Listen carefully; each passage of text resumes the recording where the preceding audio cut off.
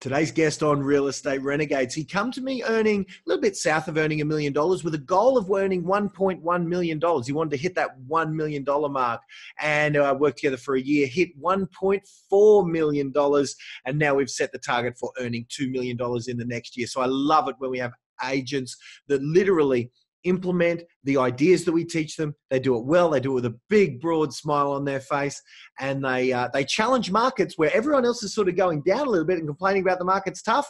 And yet our man Adam here listened. He was very coachable. I love that about Adam.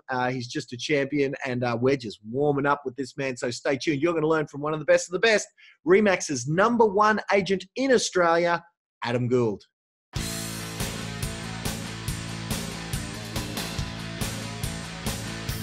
You want the normal real estate training you've been told a million times? Make cold calls, knock on doors. Best be switching off now, because in this podcast, we go out of the box using unknown tactics, primarily, that the real estate industry's never heard of, in order to get you called in more often, convert those listings, and get more success without the painful cold calling.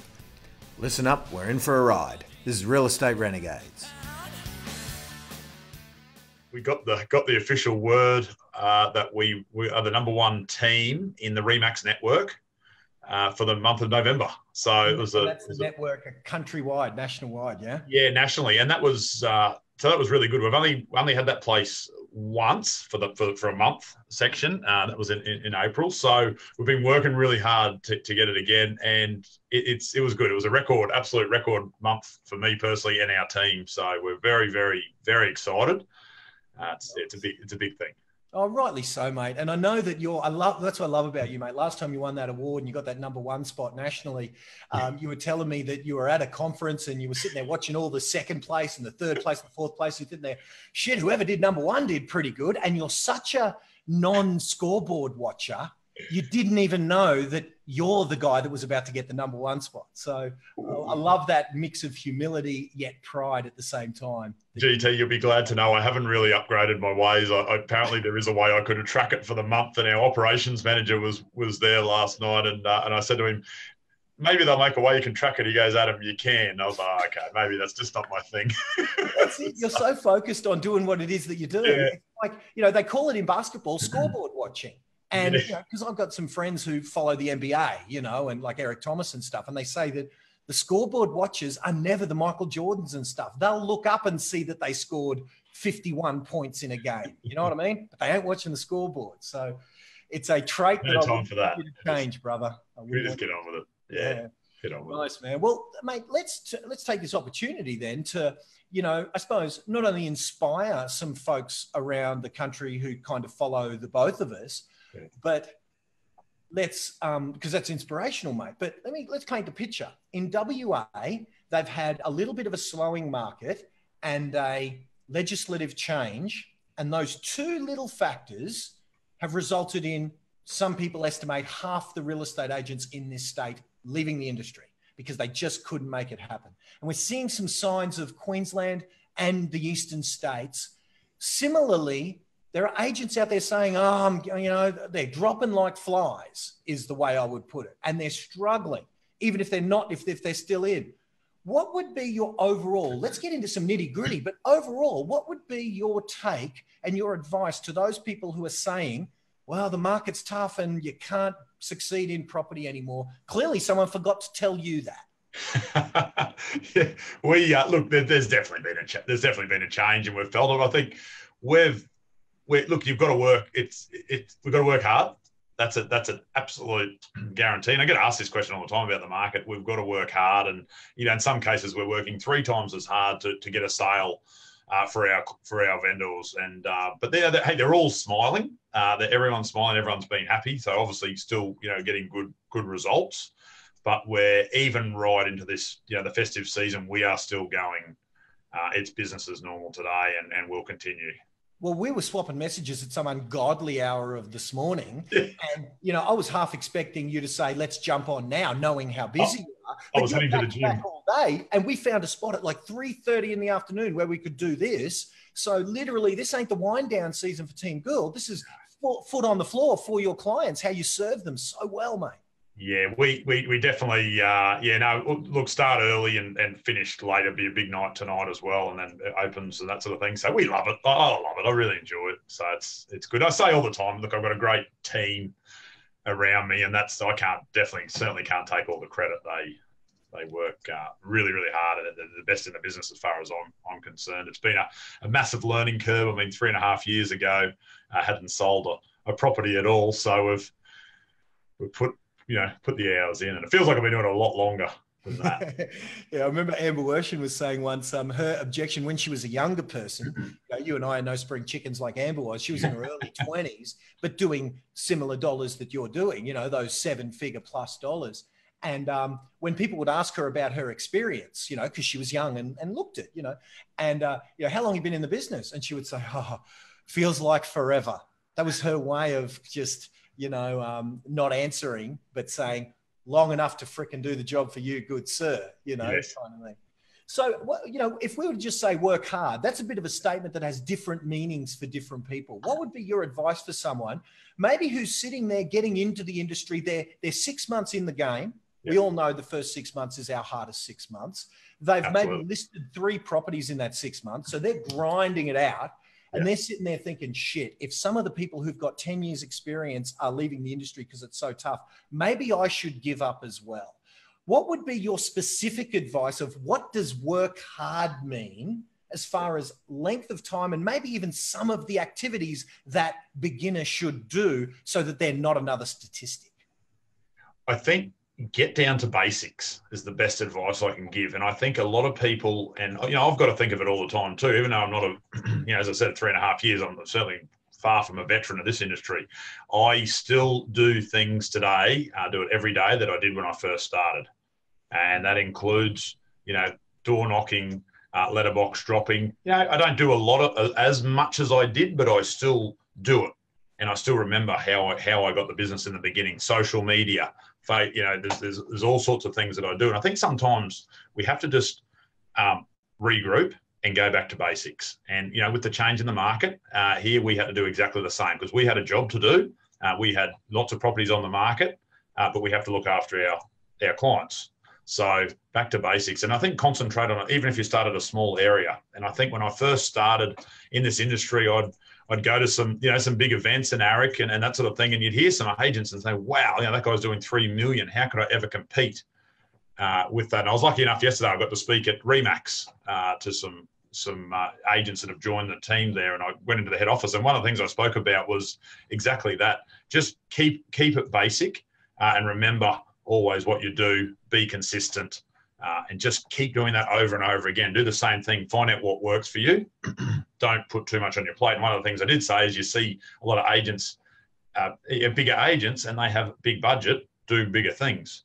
I can remember, an office that I was at, and I remember my boss, and she was a great agent, fantastic agent, but she would do, massive mail outs and massive things like that. And I'm thinking, how could I ever, how could you ever do that when you start? Because, it costs money. It costs money. You've got the time. You haven't got the money to do it in some cases. So I certainly didn't.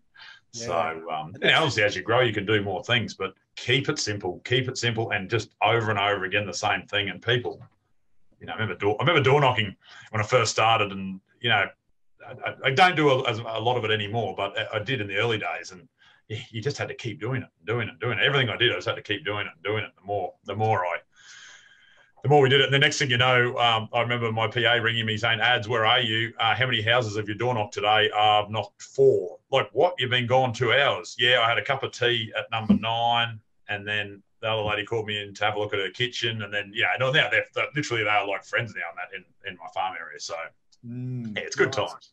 Well, and you bring up a good point that when you are in beginning stages, say less than 5 listings, well, what you've got in abundance is hours in the week for you to go and do your marketing through the form of what we might call prospecting.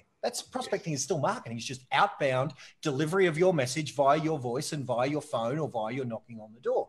As you get listings, thus revenue, and you have less time, you can start doing that same marketing message like you've been doing. You've switched from basics to what many agents would consider not basics, some of the stuff that we've been doing, again, together, where we've been sort of doing a lot of this social media experimentation, and in some cases, you and I are experimenting with some cutting edge things that have never been done in real estate. Because that's what I love about people like you, people like our mutual friend, Chris Gilmore, that you guys love being the first guinea pig to do some of the crazy shit we're going to try out. So I love that as we move forward and we've got a budget to try some of these things, we can use money to take the place of that sweat equity that we used to do. And in your case, you just do both.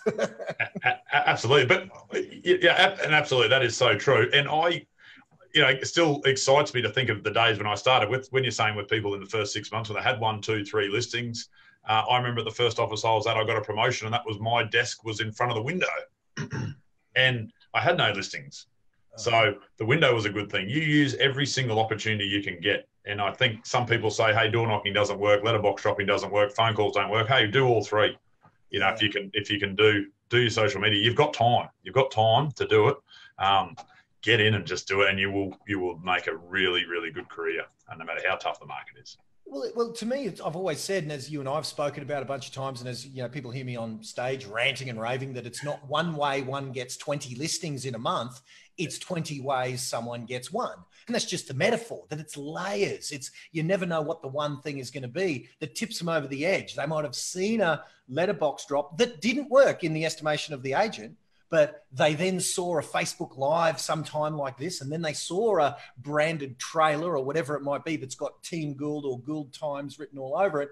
But it's the layers. And then finally, the thing that tips them over is they see you at a networking function. Well, Adam can't go and say networking functions are the only things that work, because that would discount all of those other layers that got them to say, oh, I know you, kind of thing, So I love that, mate. So and you've got to do the more people you can meet, you've got to be genuine about it, and you've got to be genuine, and you've got to love it. Like, you've got to really, that's the thing I always talk about, and my guys know it here. It's got to come from the heart, and you've got to people will see that. People will see and like you.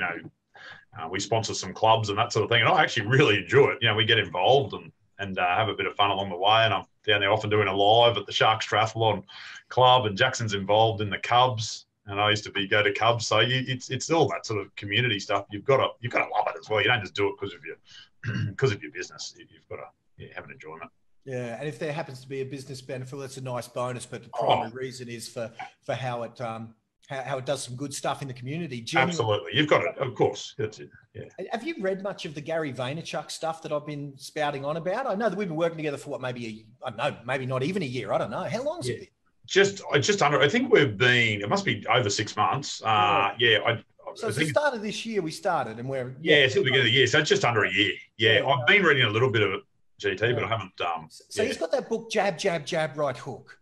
Yes. And what that principle is, that's how you and I live unconsciously. We just keep giving, like we're doing now for agents even. We're not asking for money, for you to impart some ideas that have led to you having the most successful, business as far as, in the month of November, #1 in the country for the biggest brand in the world. And that's on the back of giving to a community without expecting anything necessarily in direct return. But when you just keep giving, someone's going to give back. It's a great principle that you've embodied, I suppose. The best job in the world, if you ask me. I love it. I remember Tom Carlin from over in WA. He said once on stage at one of our events, he said, "You know what? Some people want to win the lotto. In my business, we win the lotto every year." You know what I mean? It's freaking really is amazing. Let me ask you this, mate. I've described you to some people, and you don't go getting all embarrassed and humble, but one of the assets you've got is you are one of the most likable blokes who is able to build rapport with any human alive.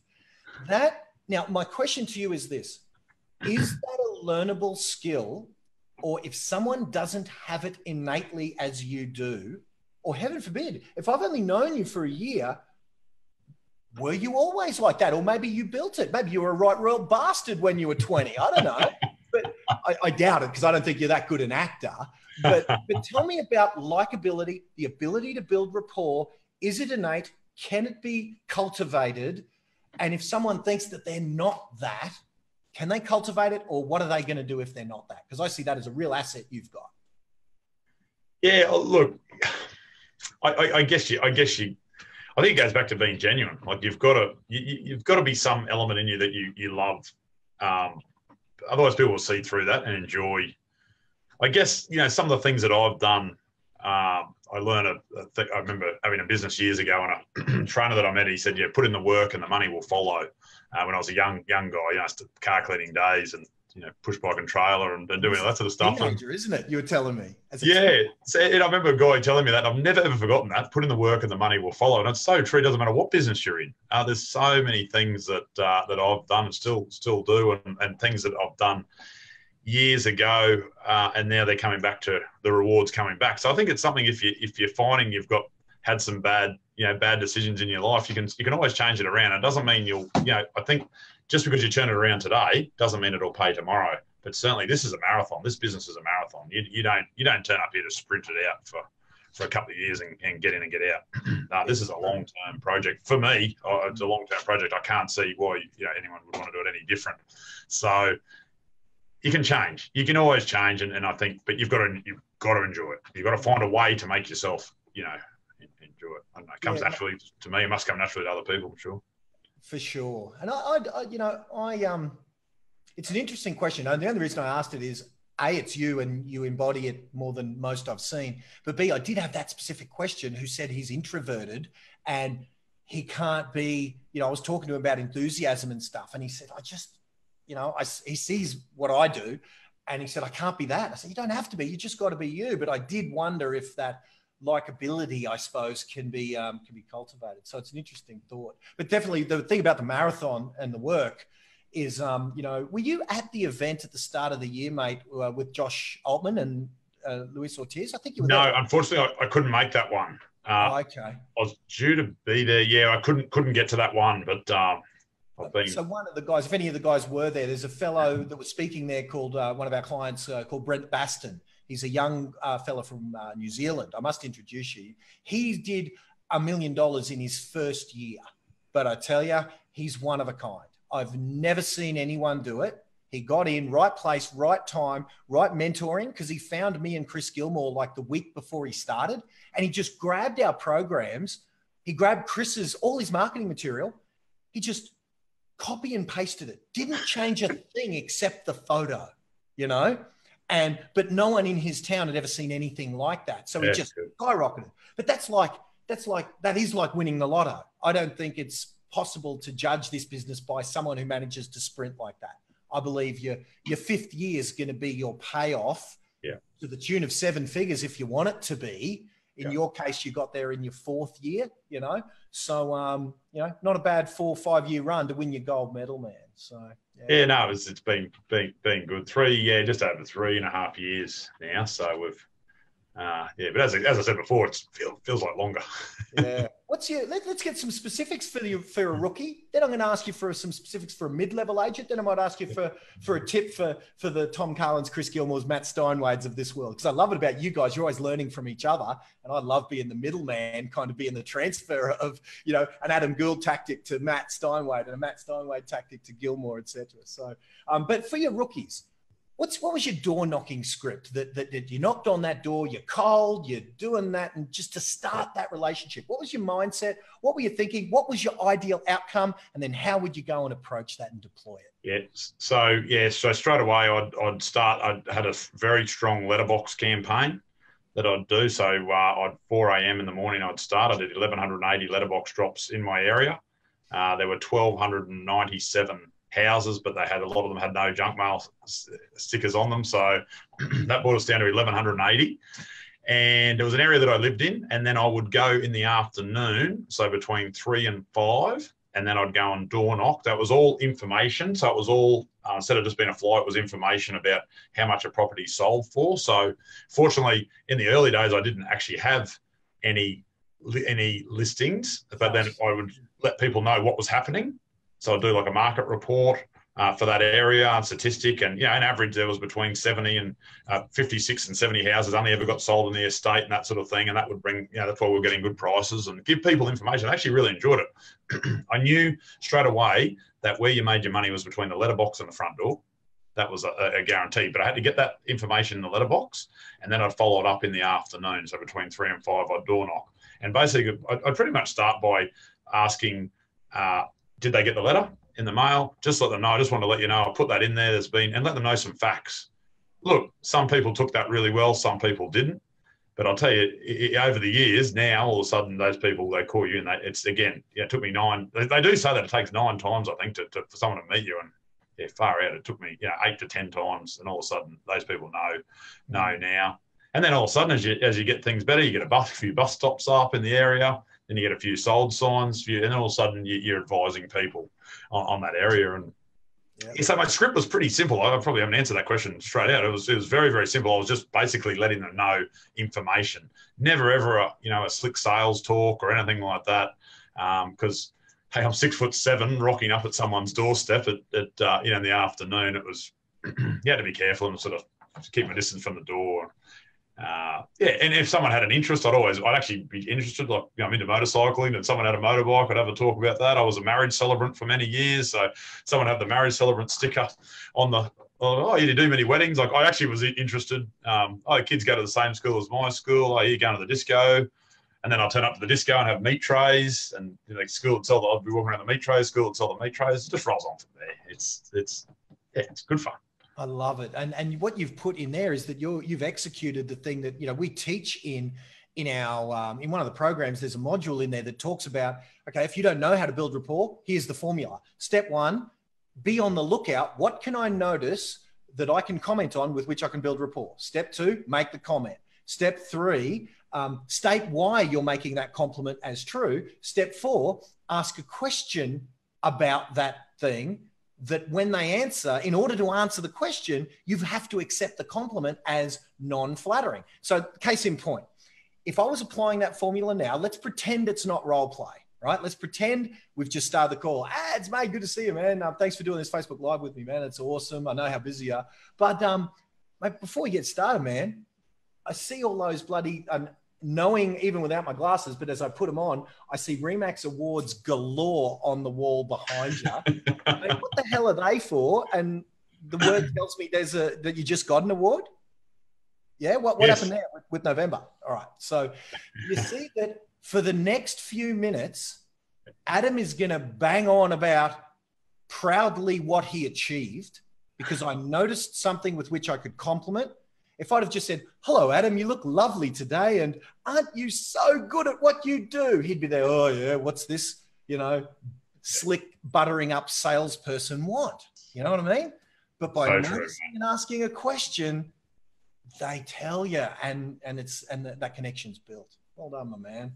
Nice. And I love that your outcome was not to get anything, not to get an appraisal, just to give them something. Just to give a bit of info, and really just to get them to know the first layer in this 6'7" dude. That's Adam. That's what you want. And for anyone out there, it took ages. It took ages to get called into those doors. It really did. It took a long, long time. Could have given it up plenty of times. Could have given it up plenty of times, but I just kept going. What kept you going, man? What kept you going? Anything specific? I had a goal. I used to run was in the motorcycle industry before I came into real estate. And I promised I wanted to get into this industry for a long, long time.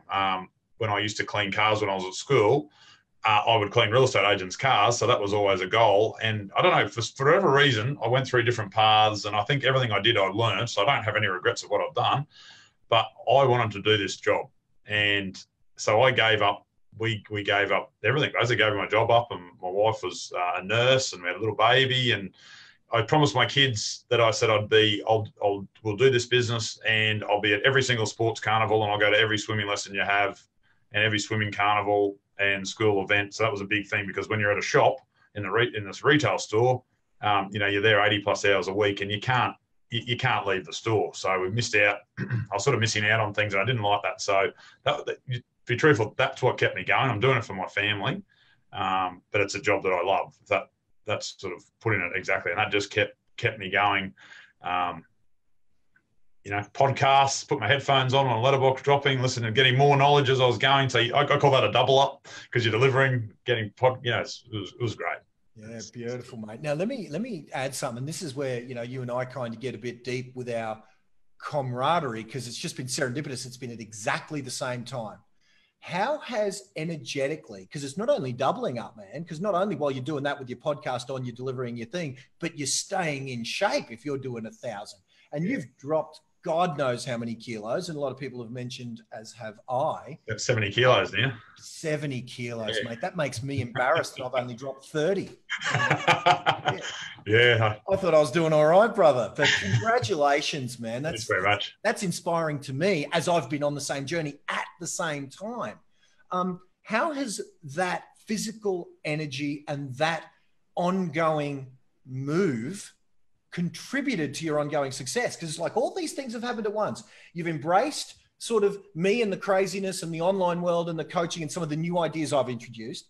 You've improved your health by 70 kilos. You've taken on more staff members. You've been improving a bit. Like all of these serendipitous things have been happening all at once. So how would you say health and energy has been part of that matrix of improvement? Let me tell you this story, Glenn. When last Christmas we went on a holiday, I had a massive, like last year was huge. It went that quick. I didn't even, far out, it's December, it's Christmas, it's here. Like it went really, really fast. It's over. Yeah. And I went on a holiday with my wife and my kids, and we went up to the Sunshine Coast. And I think I got there for a week, and it's hard to, and I did the wrong thing. I didn't have regular holidays throughout the year, and like a lot of us do, you just got to keep going. And a few things happened during the year. We just had to keep pushing on, and that was fine. And I got there, and I thought, far out, big fella. You had to look at myself in the mirror and say, you want to keep doing this job, you've got to look after yourself. And I wanted to get, a coach on board, and that's where you and Naomi have been excellent, because I didn't want the wheels to fall off the wagon. And that was so I got a personal trainer that I go to. So I've got a personal trainer that I go. That just suits me for my exercise, because I go there and it's all done. Doesn't matter what your mindset is. I go early. I've got to go early because start work early. And then that helps with accountability, that there's someone there waiting for you. I just go. I love it. In fact, I couldn't go to a session this week. It was my daughter's birthday, and I love birthdays, so I waited at home. I didn't go, and I really missed it. I love being home with Holly, but it was wow.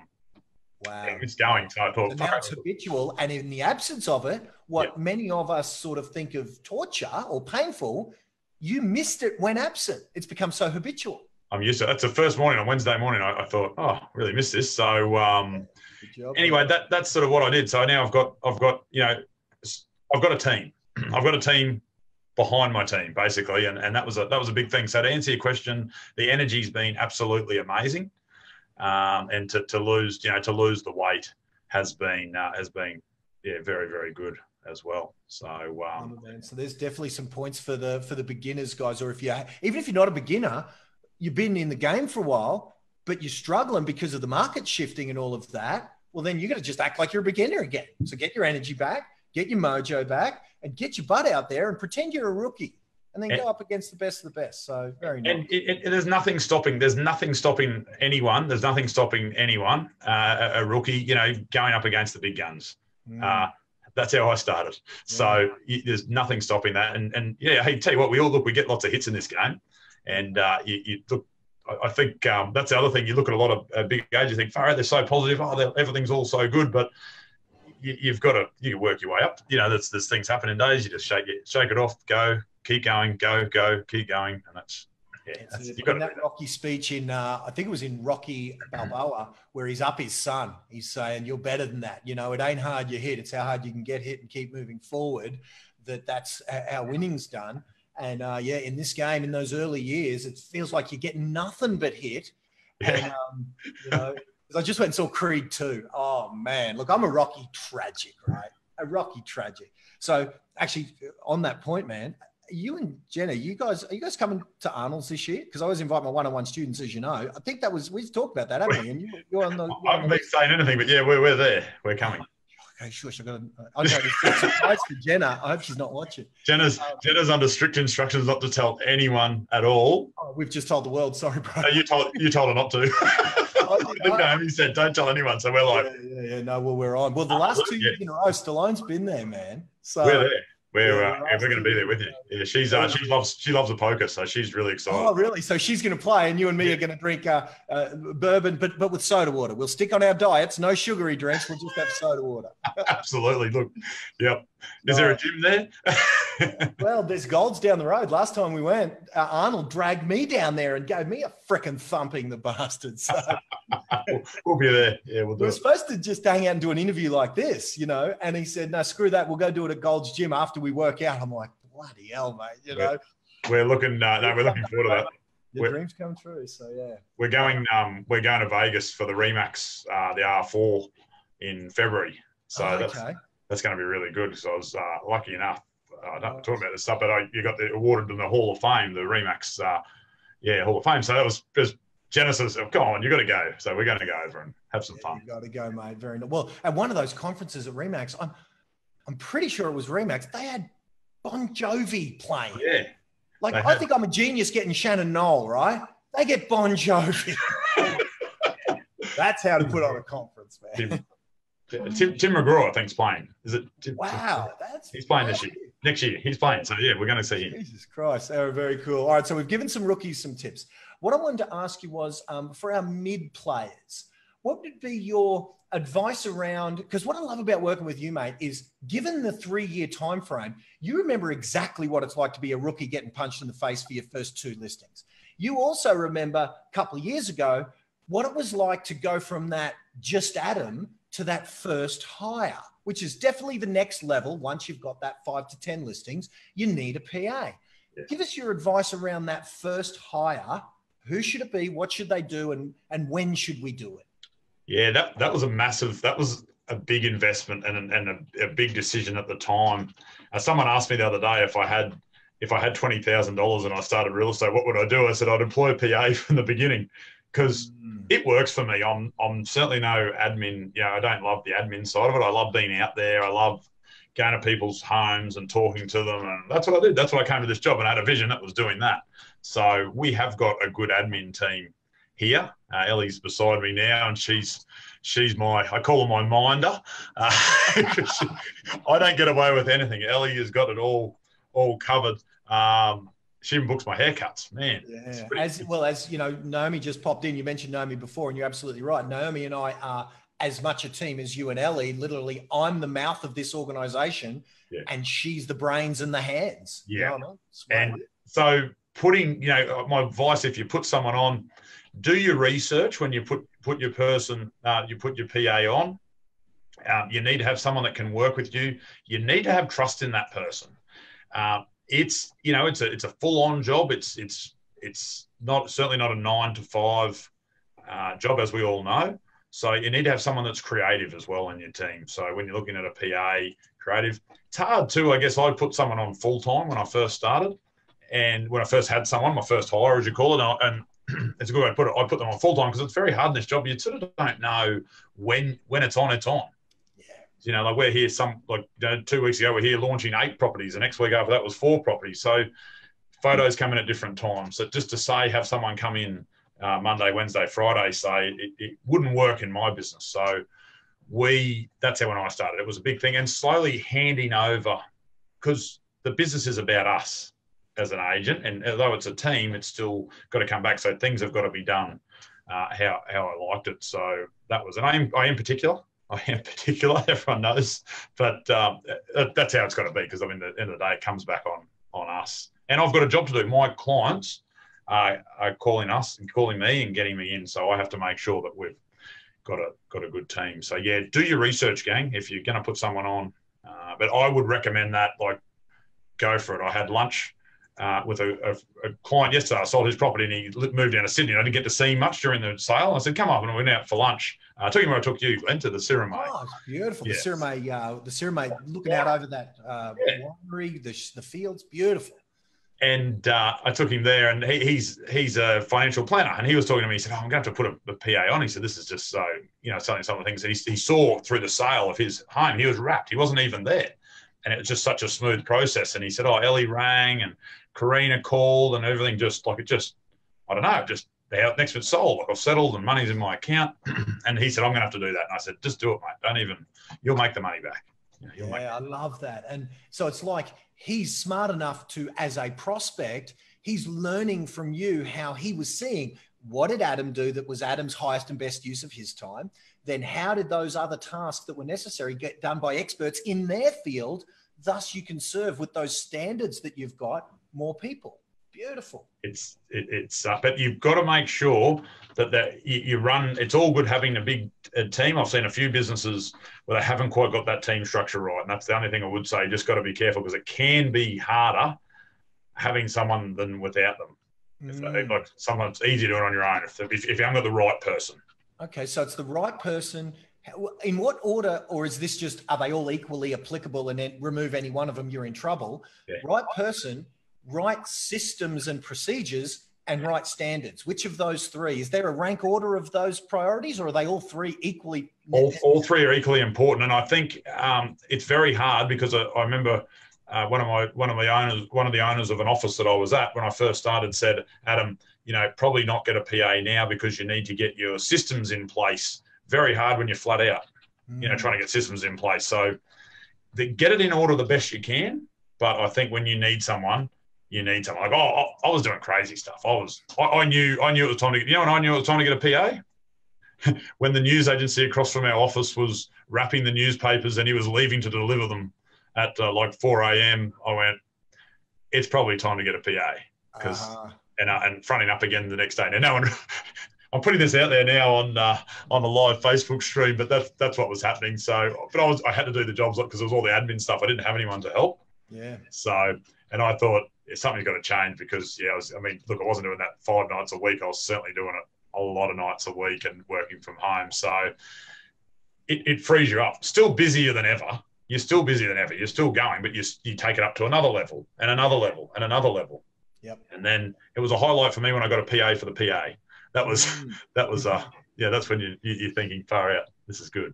Yeah, certainly. And that, mate, what you say is absolutely true. The only way you could maintain the standards that you've got and serve the amount of people you serve, like, settling between 10 and 20 properties per month to the tune of last month, a couple of $100,000 in commissions, well earned because you had those standards being deployed for so many people. Last thing before I let you go, mate, because, mate, I appreciate on behalf of the clients out there, I appreciate that. Anytime. Get a little bit of feedback there, man. I don't know what that is. Anyway, for the Chris Gilmores, the Matt Steinways, the Tom Carlins, if any of them high-level guys are watching, what would you say when you took on, say, me and our team to kind of help supplement and complement some of your social media activities by outsourcing some things like that? In this case, it's to us, but it might be to anyone. What would you say to those people about getting expert help in various ways, or any other tip that might be for a high performer who's doing 8 listed sales a month and wants to go to 14, wants to go to 18? I think definitely get a coach. I think that is a big thing. And I'm not saying that just to what you guys have done for us as a team has put structure. It's not just, the marketing's one section, but putting structure, like having Naomi came over and, was with the girls in the office and they've got someone to go to. And it just, you've got to have that back. So that's why I'm a big fan of having as you know, I've got a big admin team here, all large. That's just how I like to have it because we like good customer service. But I think, but again, keep back to basics. Have that. Make sure you're marketing social media. That's been big for us. That's been a big boost. Like since you've come on, definitely see we've got obviously a lot more followers, doing lives, doing things that being more creative. And that's why I sung out for help really, because I knew I loved the Facebook. I was doing it, but I was doing a lot of the same thing. And I thought, far out, I can't keep, there's only so many soul photos of me doing the thumbs up that we can keep posting. And I guess people like that, but I want to do different. I want to have some fun along the way. And we've got some, as you know, we've got a bit of a project on at the moment that we can't talk about, but we're having some fun. So it's, I can't wait to bring, when everyone sees there's some things. This is public record, but tell us just again a little mini implementation step you could do. Tell us about, mate. I had a look. I think it was last Friday. Armed with nothing but a carton of piss. Tell me what Adam Gould did Thumbs up Friday. A beer. Thumbs up Friday. Tell us what you did and what the result was, because I saw that freaking post, man. Well done. But give us the snapshot of what actually, you did. I've got to run off. I haven't actually done it today, and I'm doing that. It's happening again today. I'm running around the competition for a little bit longer because it's same prize? No, different prize. Stay tuned. Okay, cool. But what happened? Like, give us a snapshot. What sort of numbers did you get last week before, whenever it was, when you had just $40 carton of beer? Yeah, so carton of Coronas. We call it Thumbs Up Friday. So we're going to do it every Friday. We had 100, and Ellie's next to me. How many? 158 new likes. So the deal is this: Thumbs Up Friday. You basically tag a friend that you wanted to share the carton of Coronas with, and then like our page, and then share that post. Nice and simple, and it went crazy. There were people. So yeah, Friday. Even tagged me. I'm thinking, right, I will drink Adam's piss if we must. it was. I don't know. You got 127 shares. 127 shares. And 5.4K views. 5.4 thousand. 5.4K. And that would have been for a very minimal spend, wouldn't it? Do you remember what the marketing spend was on the booth? Was that the spend on there? I don't think we did anything. Yeah, we did. Well, then you get a smack in the bum from me. $7. No, it was very costly. $7.33 GT. Plus the Coronas. Plus the Coronas, mate. Plus the Coronas. So for $50. Yeah. See, do you realize how many people would have seen that inadvertently by 100 and whatever people sharing it to their timeline, mate? Well done on that execution. So guys, go to Adam's timeline, go down and have a look. There is case in point how you can go. You don't need a lot of resources. You don't need a $200,000 marketing budget like, our mate Chris Gilmore. I think he said his marketing budget last year was $150,000. You don't need that. You need a $50 bottle of Corona and some innovation. Yep. A carton of Corona. Well done, my man. It's a great job. No, it's good fun. Look out for Thumbs Up Friday, GT. It'll be coming up very soon. Nice. What else? Last words, mate. We're in a changing market. Real estate, since I've been in it, with ups and downs, has been a relatively easy way. Relatively, I'm not going to say it's easy, but compared to becoming a Hollywood actor, being worth millions of dollars a year, becoming an NBA All-Star, being worth millions of dollars a year. I mean, I was a wrestling fan as a kid. To get 7 figures in wrestling, you have to be literally Stone Cold Steve Austin, The Rock, Hulk Hogan. Everyone else is under what we earn. Brain surgeons, $600,000 a year on average. So real estate has always been a way that you can out-earn a brain surgeon without a brain surgery degree. And that's not just a theory. I know, all of us are examples of it. Now, if we're entering a market, and I'm just going to play worst case scenario because I hope it's not over, but if we're entering a market where it's harder than it's ever been before to get a start and to make this stuff work, what would be Adam Gould, for a guy who's sitting at the top but remembers only a few years ago being a rookie? What would be your advice to those folks that are just about to enter with enthusiasm this upcoming market? What would be some parting advice? Dude, be absolutely honest and upfront with the people you're selling the home for. Don't go buying listings. We've talked about that before. And yeah, don't buy a listing. Be upfront. Let them know the feedback that people are telling as well. And spend time. Be positive. You've got to be positive, but you've got to explain. And I've had to do that with our clients as well. I've had to say, hey, none of us have a crystal ball, and we don't know what's happening. It's certainly been a change for us here. In August was a big change, and it's carried on. And who knows how long it's going to go on for? But we have to be positive. But you've got to be armed with information, good quality information. That's why I say you've got to work 3 times as hard at the moment here to sell a home. In Queensland, I don't know the other markets, but I know here where we are, it's working about 3 times as hard. And that's fine. Hey, that's what we get paid for. I don't have a problem with that. So I would say this, get all your information, do your research on the property when you go to an appraisal, and let people know the facts and show people the facts. And if you're enjoying your job, people like you, you'll be fine. There's always going to be properties selling. There's people have different needs, wants. People want to go to a different direction. People are selling. They're buying in the same market. Help them buy a home as well. Help them sell. Help them buy. Get amongst it. It'll be fine.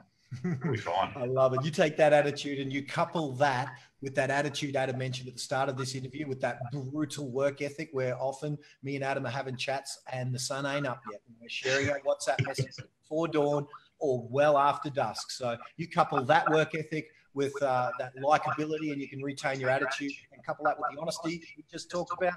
Adam Gould has just given you the formula, guys. So Adam, you're a champion, man. Massive congrats on November. Pass on my best to the team, mate. Well earned, whatever the celebration is going to be over Christmas for that effort. Dude, you are a champion. It's an honor to have you in our little clique, my man. Thanks again. Hey, thanks for having me on. No worries, my man. All right, gang. There's Adam Gould. Look him up. Go check out his Facebook page, like his page. Keep an eye on this fellow because he is truly one of the all-time greats of this industry. Recent or future imminent inductee into the REMAX Hall of Fame. Rightly deserved. Adam Gould. Thank you again, my man. I'll talk to you soon. Thanks very much, everyone. Bye for now. See you. Wow. Well, there you go. Hope you liked the episode. If you liked that, then what you need to do is you need to subscribe. You need to get more of this craziness because we got more are coming. I'm never standing still, and we've got so many more guests. We've got so many more strategies, more out-of-the-box thinking. So if you haven't subscribed, literally, you're like throwing away thousands of dollars. Because I tell you, if you haven't subscribed, you don't come back. You know what I'm going to do?